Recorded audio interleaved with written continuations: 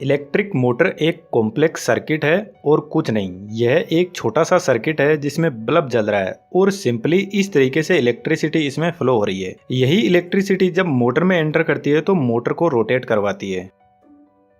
चलो इस सिंपल से सर्किट को ही इलेक्ट्रिक मोटर के सर्किट में कन्वर्ट करके देखते हैं। इस बल्ब को जलने के लिए इसका सर्किट पूरा होना जरूरी है। यदि कहीं से भी वायर ब्रेक हो गया तो बल्ब काम नहीं करेगा और वायर के बीच में कनेक्शन बनाने का और ब्रेक करने का काम स्विच का होता है।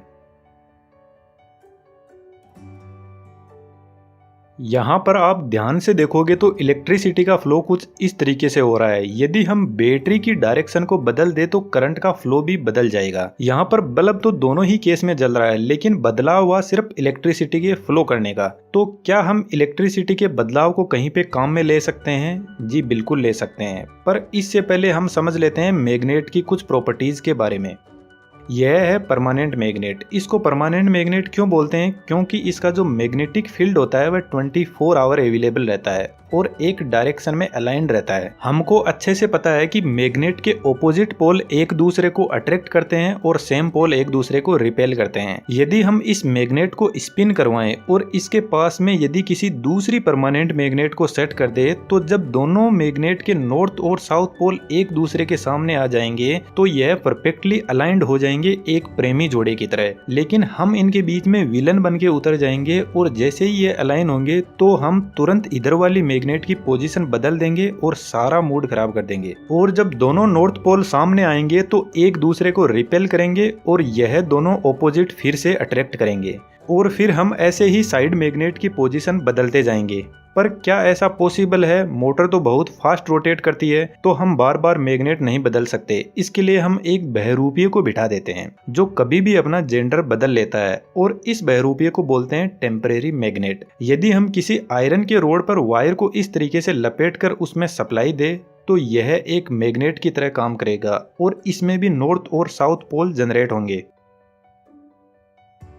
लेकिन इस मैग्नेट की खास बात यह है कि यदि हम इस बैटरी की डायरेक्शन बदलते हैं तो करंट की डायरेक्शन के साथ में इसके पोल की डायरेक्शन भी बदल जाएगी कुछ इस तरीके से।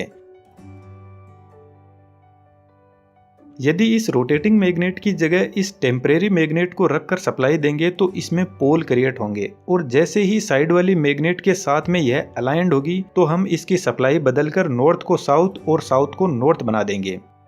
महान साइंटिस्ट निकोला टेस्ला ने ही एसी मोटर की खोज की थी। इन्होंने ही सबसे पहले दुनिया को रोटेटिंग मैग्नेटिक फील्ड के बारे में बताया। यहाँ पर मैं इसके बारे में बहुत ज्यादा कुछ एक्सप्लेन नहीं कर पाऊंगा, इसलिए आप निकोला टेस्ला बुक समरी को कुकू एफएम पर ऑडियो फॉर्म में सुन सकते हो और निकोला टेस्ला के और भी बहुत शानदार इनोवेशंस के बारे में जान सकते हो। कुकू एफएम इंडिया का बहुत ही शानदार लीडिंग ऑडियो शो प्लेटफॉर्म है जिस पर आप और भी बहुत सारे साइंटिस्ट की बुक को ऑडियो फॉर्म में सुन सकते हो, वह भी अपनी रीजनल लैंग्वेज में।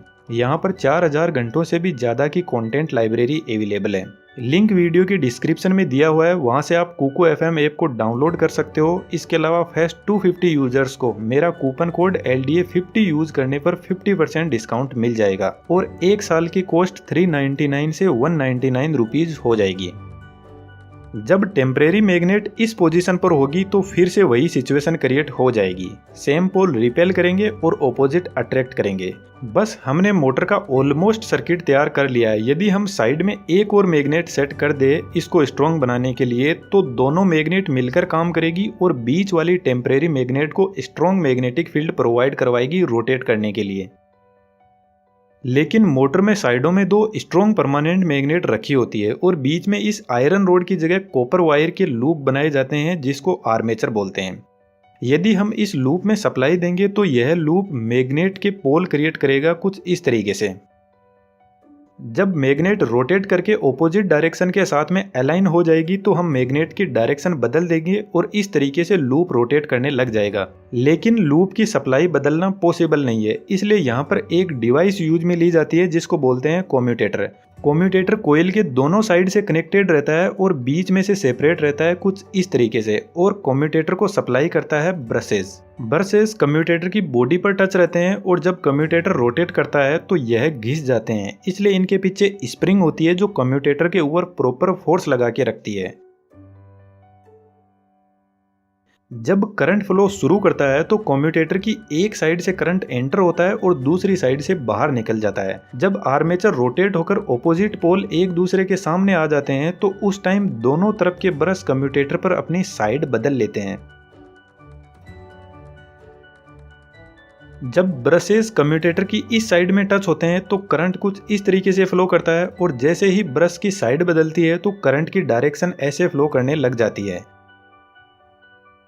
इस तरीके से कम्यूटेटर करंट की डायरेक्शन बदलकर टेम्परेरी मैग्नेट के पोल बदलता रहता है और आर्मेचर रोटेट करता है। यहाँ पर एक सिचुएशन और क्रिएट होती है जब ब्रश दोनों साइडों के बीच की पोजीशन में होता है और कम्यूटेटर की दोनों साइडों में टच रहता है। इस कंडीशन में करंट दोनों साइड से ही फ्लो होता है और कुछ हिस्सा ब्रश का हवा में रहता है जो दोनों ही साइड को टच नहीं करता है, तो करंट एयर के थ्रू ब्रश से कम्यूटेटर में जाता है। इसलिए घर में ग्राइंडर मिक्सर को आप चलाकर देखना, उसके कम्यूटेटर में आपको स्पार्किंग होती दिखाई देगी। जब ब्रश अपनी साइड बदल रहा होता है तब कम्यूटेटर के दोनों सेगमेंट को टच रहता है। यहाँ पर आर्मेचर रुक भी सकता है, इसलिए हम कम्यूटेटर में एक सेगमेंट बनाकर एक कॉइल और ऐड कर देते हैं। पहले ब्रश इन दोनों कम्यूटेटर सेगमेंट को टच करेगा तो इलेक्ट्रोमैग्नेट कुछ इस तरीके से रोटेट करेगी। जैसे ही ब्रश अगले सेगमेंट पर आएगा तो यह वाला लूप ऑफ हो जाएगा और यह वाला ऑन हो जाएगा। इस तरीके से कम्यूटेटर लूप्स की डायरेक्शन बदलता जाएगा और आर्मेचर रोटेट करेगा।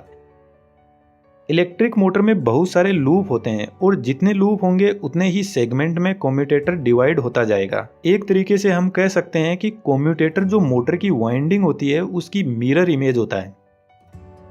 लेकिन मोटर में इन लूप के अंदर बहुत सारे वायर होते हैं कुछ इस तरीके से, जिनको हम वाइंडिंग बोलते हैं। बहुत सारे वायर इसलिए होते हैं ताकि यह सभी मिलकर स्ट्रॉन्ग मैग्नेटिक फील्ड जनरेट कर सके, और जितना मैग्नेटिक फील्ड स्ट्रॉन्ग होगा उतनी ही मोटर फास्ट रोटेट करेगी। इंजीनियरिंग की लैंग्वेज में यह दोनों साइड में परमानेंट मैग्नेट लगी हुई है जो रोटेट नहीं कर रही है उनको स्टेटर बोलते हैं, जो रोटेट कर रहा है उनको रोटर बोलते हैं, जिन पर आर्मेचर वाइंडिंग लगी रहती है। इन वाइंडिंग के सेटअप को बॉडी में सेट करके मोटर की डिजाइनिंग कर दी जाती है। यह जो हमने मोटर डिजाइन की है यह एक डीसी मोटर है। जो मोटर बैटरी से ऑपरेट करती है वह डीसी मोटर ही होती है। दोस्तों, डिस्क्रिप्शन में कुकू एफएम का लिंक दिया हुआ है, निकोला टेस्ला बुक समरी को जरूर से सुनना। और भी बहुत सारे मोटर होती है जिनके बारे में आप चैनल पर विजिट करके उनके बारे में समझ सकते हो। Thank you.